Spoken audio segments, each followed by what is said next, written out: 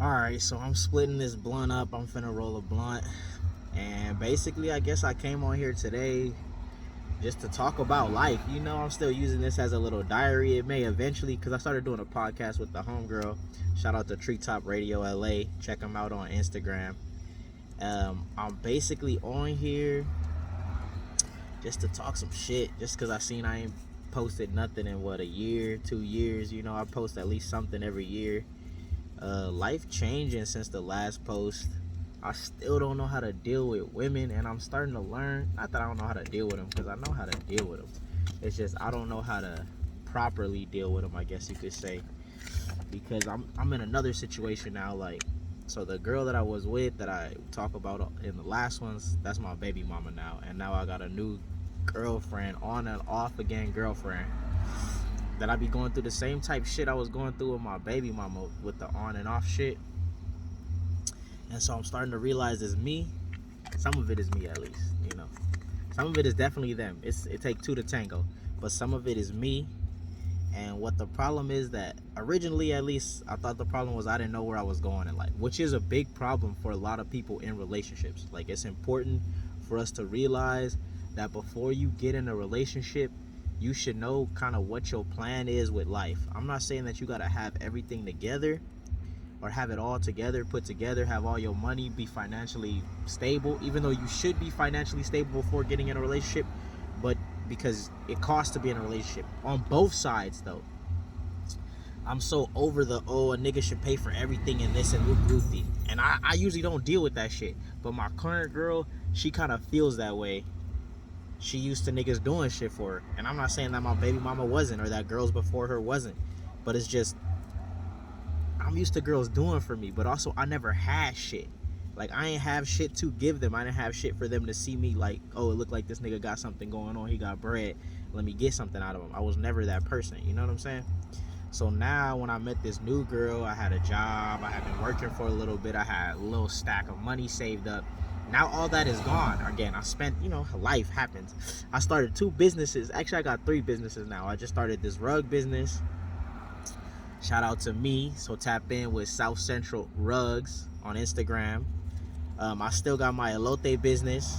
That's Black Cornman LA on Instagram or Facebook or TikTok or Twitter. And then also I got my ATM and vending machine business, which I started, I believe, last year, 2021. So 2020 was a great year because I got to save up bread. I stacked up like 10K, which is nothing to people, but shit, when you from the gutter, man, when they talk about people that didn't even have $1,000 in their savings account, yeah, I'm from that section of people. You feel me? So I had 10K stacked up, and I end up spending some of it. I mean, at this point, it's been 2 years since I had that savings, and I haven't been really compounding on the savings as much as I've been spending the savings. But I now have businesses as well, so it's like, and my businesses ain't doing what I want them to do quite yet. Like, they not making the money they should be making. The ATMs are probably pulling in like $500 a month at this point, which I'm happy with. I'm not happy with because I want more, but I'm happy with because they pull in that money without having good locations. There's only one, or there's 2 good locations, or every time monthly I have 1 good location. And then sometimes that location closes down, then I'll find another good location. But I've only had 1 good location, I feel like, at a time. And that's the problem. I need to find multiple good locations. The vending machines, I just put those down. It's literally, this is the end of the first month for the vending machines. And I don't think they're doing that hot. But also, I have had a problem with the credit card readers. So I've had issues with the credit card readers not working and stuff like that. Like, right now, I'm literally waiting for a part to come in so that I can have one of the credit card readers working. It's not working. And the dude I bought them from, he cool, but he kind of being a bitch, because it's like, I got these from you. Yes, I understand it comes from a third-party company, and you basically bought them from them for me.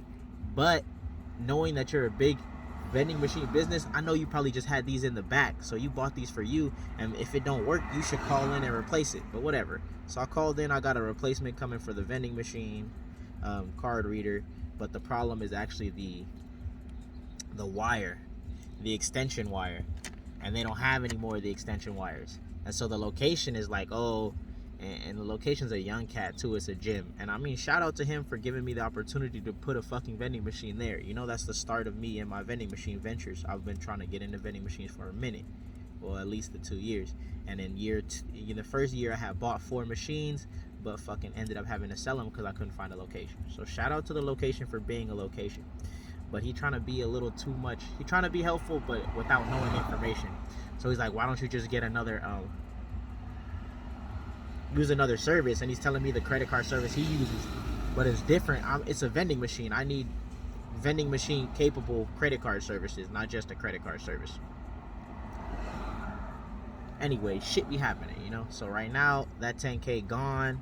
I'm down. I'm going into my kids' savings that I had saved up. I had saved up 6 bands for my kids. I ended up having to go into that to get these vending machines. So like, I need this money to fucking bubble because I'm not working anymore. Lost my job.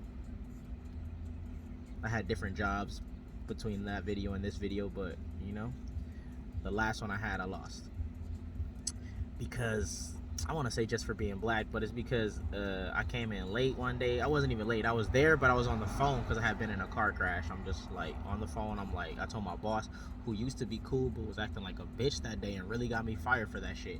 But I told my boss like, oh, I gotta finish this phone call.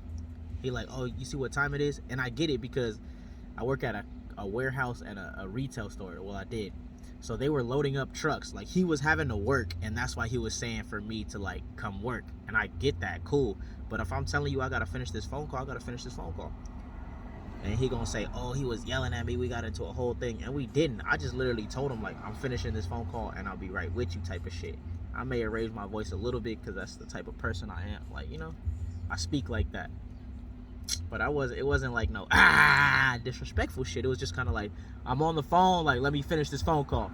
And he's like, okay, I got you. Next day I'm fired. And he didn't have the balls to say that he fired me. He told me it was HR. And then when I talked to HR, they're like, no, we didn't fire you. We thought you was fucking great. You know, that was the first black dude that they had. They like, yeah, we was gonna keep you for sure. But fuck the whole company, because if he said he wanted me fired and y'all wanted to keep me, I could have been kept.